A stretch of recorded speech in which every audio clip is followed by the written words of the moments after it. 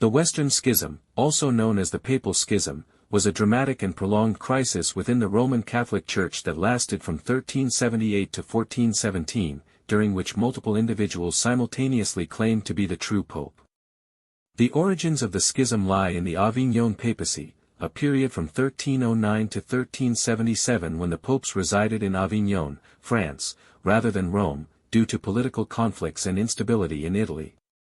This situation, perceived by many as excessive French influence over the Church, generated growing dissatisfaction, especially among Italian clergy and laity. In 1377, Pope Gregory XI, under pressure from reformers such as Catherine of Siena and amidst widespread calls to restore the papacy's prestige, moved the papal court back to Rome.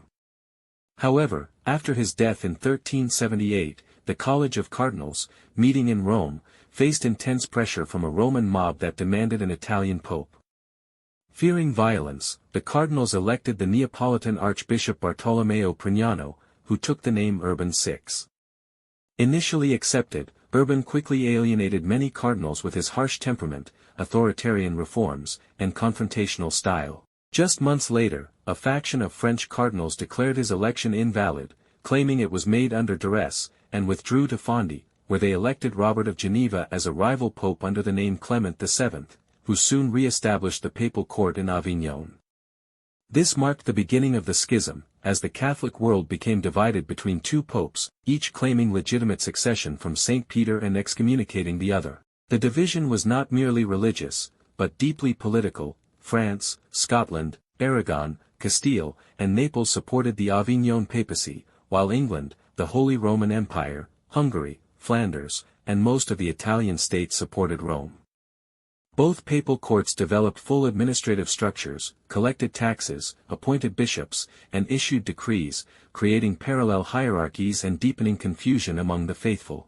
The schism severely damaged the Church's moral authority, as each pope claimed to be the only true representative of Christ while branding his rival as a usurper or antichrist. Efforts at reconciliation failed repeatedly, as both papacies refused to relinquish power. By the early 15th century, the crisis escalated further. In 1409, a group of cardinals from both obediences convened the Council of Pisa, which aimed to resolve the schism by deposing both rival popes, Gregory XII in Rome and Benedict XIII in Avignon, and electing a new, universally recognized pope. They chose Peter of Candia, who became Pope Alexander V. However, the other two popes refused to step down, resulting in an even more complicated situation with three rival claimants. Alexander V died a year later and was succeeded by John XX, not to be confused with the 20th century pope of the same name, but the schism persisted. Finally, the Council of Constance, convened from 1414 to 1418 under the sponsorship of the German Emperor Sigismund, managed to restore unity. The council pressured John XI to resign, convinced Gregory XII to abdicate voluntarily, and declared Benedict XIII deposed after he refused to cooperate. In 1417, the council elected Odd I Colonna as Pope Martin V, who was widely recognized and accepted, effectively ending the schism. The consequences of the Western Schism were profound. The spectacle of multiple popes excommunicating each other and vying for power undermined the spiritual credibility of the papacy and shook the foundations of ecclesiastical authority.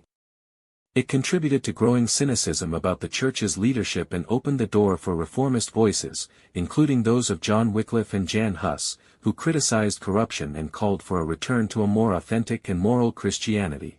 The schism also reinforced the idea that church authority should involve broader consultation and conciliar decision-making, a principle that would echo in later efforts at reform.